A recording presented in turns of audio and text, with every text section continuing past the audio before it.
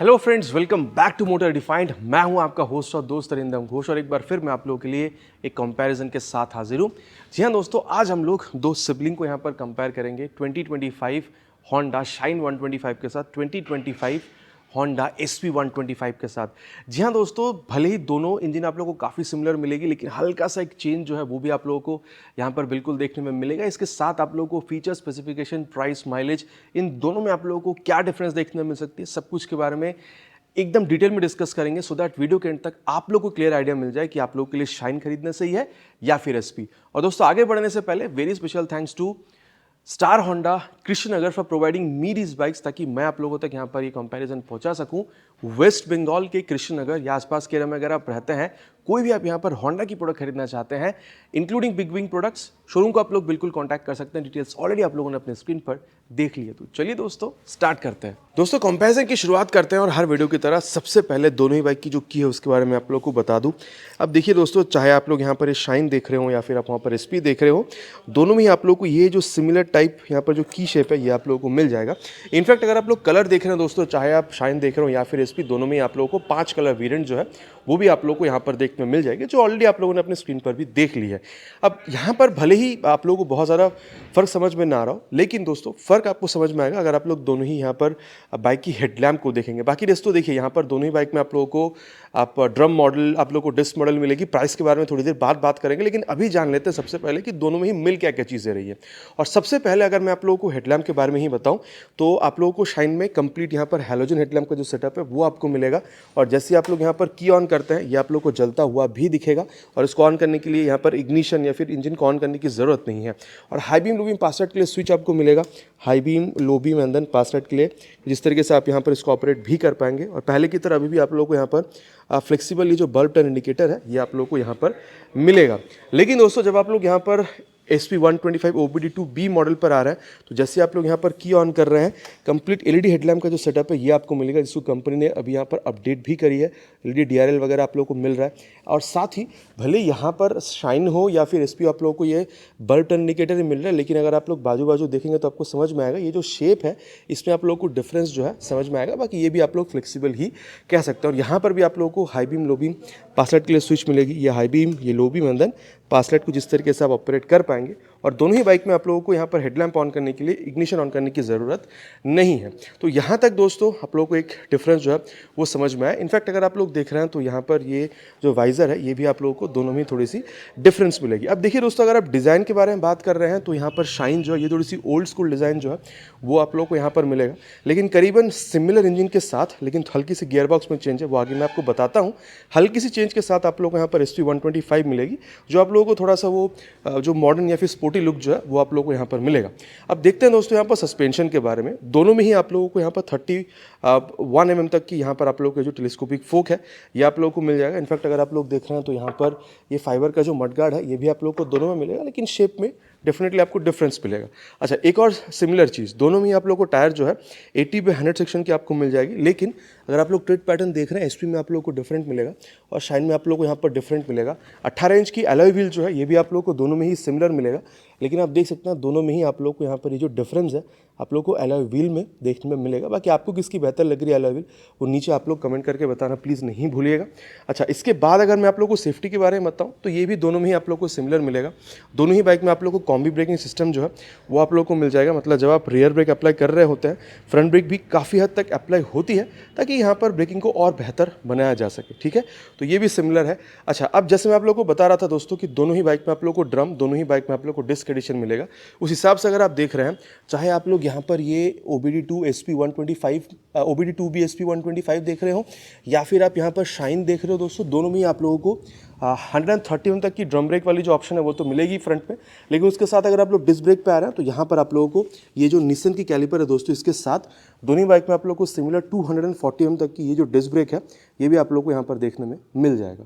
और साथ ही यहाँ पर ये जो रिफ्लेक्टर्स वगैरह है सस्पेंशन पे लगा हुआ ये तो आपको मिल ही रहा है। तो यहाँ पर दोस्तों थोड़ी सी चेंजेस है जो मैंने आप लोगों को यहाँ पर बता दी है, ठीक है। तो रात के टाइम पर राइड करने के लिए बेसिकली कहा जा सकता है कि SP125 आप लोगों को थोड़ी सी बेहतर फील कर सकती है, मतलब करा सकती है, क्योंकि वहाँ पर आप लोगों को LED लाइट जो है वो थोड़ी सी ब्राइटर और ज़्यादा आपको मिलेगी। अब दोस्तों यहाँ पर इंजन के बारे में बात करते हैं। देखिए, भले ही आप अगर देख रहे हैं तो इंजन की जो कैपेसिटी है वो दोनों में ही आप लोग को सिमिलर मिलेगा। 123.9 CC single cylinder air cool फ्यूलिंगेटेड इंजन जो है ये आप लोगों को यहाँ पर दोनों में ही देखने को मिल जाएगा। इनफैक्ट ये जो आप यहाँ पर किकस्टार्ट देख रहे हैं ये भी आप लोगों को दोनों में ही मिलेगा, लेकिन पावर फिगर में हल्का सा फ़र्क आपको मिलेगा। अगर आप लोग देख रहे हैं तो यहाँ पर आप लोगों को 10.7 PS तक की पावर मिल रही है और SP125 में आप लोगों को 10.8 PS तक की पावर मिलेगी। लेकिन टॉर्क अगर आप लोग देख रहे हैं तो यहाँ पर शाइन में आप लोगों को, शाइन 125 में आप लोगों को 11 न्यूटन मीटर तक का मिलेगा, लेकिन SP में आप लोगों को 10.9 न्यूटन मीटर तक का मिल रहा है। बाकी दोस्तों 0.1 PS की पावर SP125 OBD2 मॉडल के पास ज़्यादा है और 0.1 न्यूटन मीटर टॉर्क यहाँ पर शाइन 125 के पास ज़्यादा है। तो ये हल्की सी डिफरेंस जो थी वो मैंने आप लोगों को बता दिया है। बाकी यहाँ पर सिमिलर क्या है, दोनों में ही आप लोगों को किक स्टार्ट मिल रहा है, वो मैंने आप लोगों को अभी बताया है। और इसके अलावा एक और डिफरेंस जो दिखेगा यहाँ पर SP125 OBD2 मॉडल क्योंकि है, तो यहाँ पर एक ये जो आप सेंसर देख पा रहे हैं दोस्तों, ये आप लोगों को एक्स्ट्रा यहाँ पर मिल रहा है, जो आप लोगों को यहाँ पर शाइन में देखने में नहीं मिलेगी। सेंसर का काम ये हो रहा है कि इसको और ज़्यादा पोल्यूशन फ्री बनाने की यहाँ पर कोशिश करी जा रही है। इसके अलावा दोस्तों अगर आप लोग देख रहे हैं तो यहाँ पर ये जो फुट रेस्ट है या फिर ये जो ब्रेक लीवर की क्वालिटी वगैरह है, ये आप लोगों को दोनों ही बाइक में काफ़ी सिमिलर बिल्कुल समझ में आएगी। इसके अलावा अगर आप लोग यहाँ पर यहाँ पर मफलर कवर देख रहे हैं, यहाँ पर भी आप लोग को मेटालिक और ये क्रोम एलिमेंट पे मिल रहा है। SP125 में भी सेम है, लेकिन आप लोगों की जो डिज़ाइन है इसमें आप लोगों को यहाँ पर जो फ़र्क है वो आपको समझ में आएगा। बाकी दोस्तों वो OBD2 भी इंजन है और यहाँ पर आप लोगों को BS6 OBD1 एक का जो इंजन है ये मिल रहा है। तो दोनों की यहाँ पर जो इंजन की जो साउंड है दोस्तों वो मैं सुनाना चाहूँगा। सबसे पहले मैं आप लोगों को यहाँ पर शाइन 125 से सुना दूँ। बाकी मैं कह दूँ आप लोगों को SP125 में कंपनी ने अभी किल स्विच जो है वो हटा दिया है वहाँ पर में, लेकिन यहाँ पर शाइन में अभी भी कंपनी ने इसको हटाया है नहीं। तो स्टार्ट करते हैं, आवाज़ सुन लीजिए आप शाइन 125 की।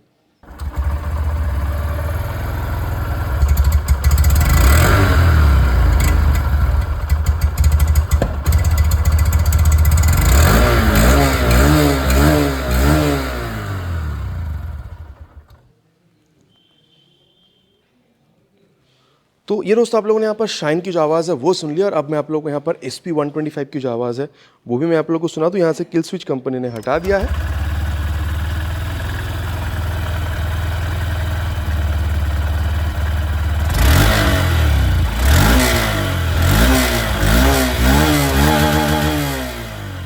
तो ये दोस्तों दोनों ही बाइक की यहाँ पर जो एग्जॉस्ट साउंड है वो भी आप लोगों ने सुन लिया। अब आप लोगों को डिफरेंस अगर फील हो रहा है तो नीचे प्लीज़ कमेंट पर लिखकर बताइएगा।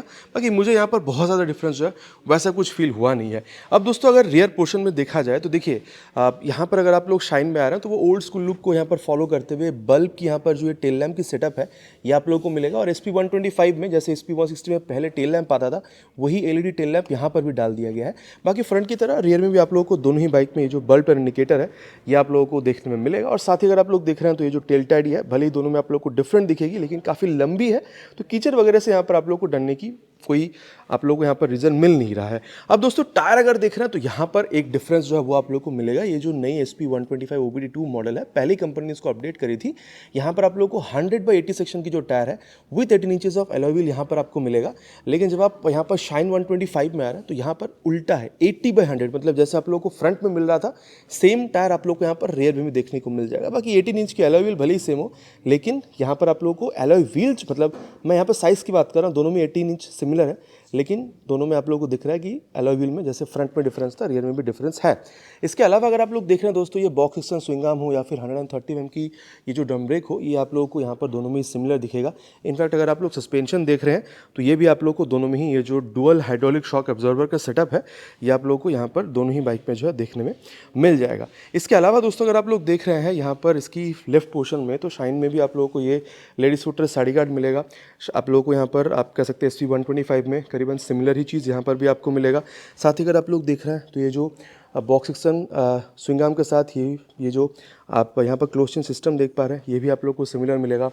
Side stand, main stand, side stand, engine cut off sensor ये भी सिमिलर है। इनफैक्ट अगर आप हिल एंड टो शिफ्टर देख रहे हैं ये भी आप लोगों को काफ़ी सिमिलर मिलेगा। लेकिन दोस्तों एक बात देखने लायक है, अगर आप लोग शाइन में देख रहे हैं तो पाँचों के 5 गियर आप लोगों को पीछे मिल रही है, ठीक है। लेकिन मतलब सारे के सारे आप लोगों को यहाँ पर डाउन शिफ्टिंग करना हो रहा है। लेकिन यहाँ पर अगर आप लोग देख रहे हैं तो आप लोगों को 1 डाउन 4 अप है, ठीक है।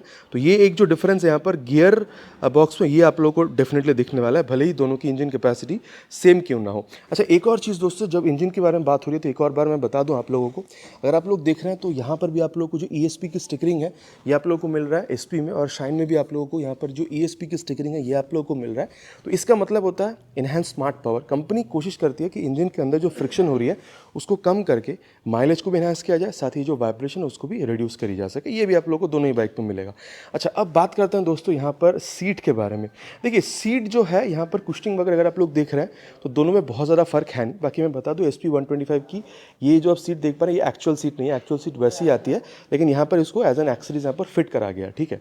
यहाँ पर कॉस्ट जो है दोस्तों वो थोड़ा सा आपको यहाँ पर पे करना होगा अगर आप लोग सीट यहाँ पर सीट कवर अगर खरीदना चाह रहे हैं। बाकी सीट अगर आप लोग देख रहे हैं दोस्तों तो यहाँ पर 790 mm तक की, और यहाँ पर आप लोगों को करीबन 791 mm की मिलेगी। बाकी अगर आपकी हाइट अराउंड 5'3'4" तक की है दोस्तों, दोनों बाइक को मैनेज करने में मेरे हिसाब से आपको प्रॉब्लम होनी नहीं चाहिए।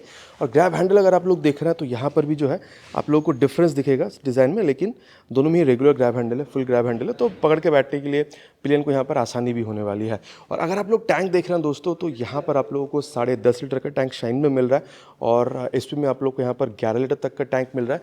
बाकी दोनों ही यहाँ पर टैंक पे आप लोगों को ये जो E20 की स्टिकरिंग है ये आपको मिलेगी, तो दोनों ही मॉडल को आप लोग फ्लेक्सिबल के साथ भी रन करा सकते हैं। बाकी अगर आप लोग देख रहे हैं तो यहाँ पर जो टैंक काउल है वहाँ पर आपको होंडा की 3D लोगो मिल रही है, लेकिन शाइन में आप लोगों को टैंक पर ही यहाँ पर होंडा की जो 3D लोगो है वो आप लोगों को यहाँ पर मिल जाएगी। और दोस्तों अगर देख रहे हैं तो आप यहाँ पर 50 से 60 के बीच में यहाँ पर जो माइलेज है वो भी आप लोग दोनों ही बाइक में यहाँ पर बिल्कुल एक्सपेक्ट कर सकते हैं। अब दोस्तों बात करते हैं यहाँ पर ग्राउंड क्लियरेंस के बारे में। अगर आप लोग यहाँ पर SP में देख रहे हैं तो करीबन 160 mm तक की आप लोग को मिलेगी, लेकिन जब आप यहाँ पर शाइन में आ रहे हैं तो करीबन 162 mm तक की आप लोग को देखने में मिल जाएगी। वेट अगर आप लोग देख रहे हैं तो शाइन में आप लोग को करीबन 113 किलोग्राम तक की मिलेगी, और अगर आप लोग यहाँ पर SP में ये डिस्क मॉडल पर आ रहे हैं तो करीबन आप लोग को 117 किलोग्राम तक का मिलेगा।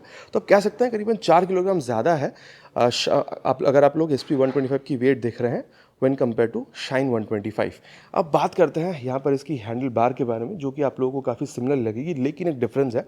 अगर आप लोग शाइन में देख रहे हैं तो यहाँ पर ये जो बार यहाँ पर जो एंड है वो आप लोगों को यहाँ पर जो SP में मिल रहा है वो आप लोगों को वहाँ पर शाइन में मिल नहीं रहा है।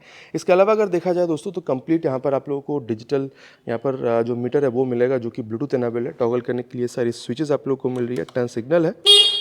हॉर्न देखिए बहुत ज़्यादा लाउड नहीं, लेकिन ठीक ठाक है, क्राउड में सुनाई दे देगी। और high beam low beam password के लिए स्विच है, ये मैंने ऑलरेडी आपको बताई है।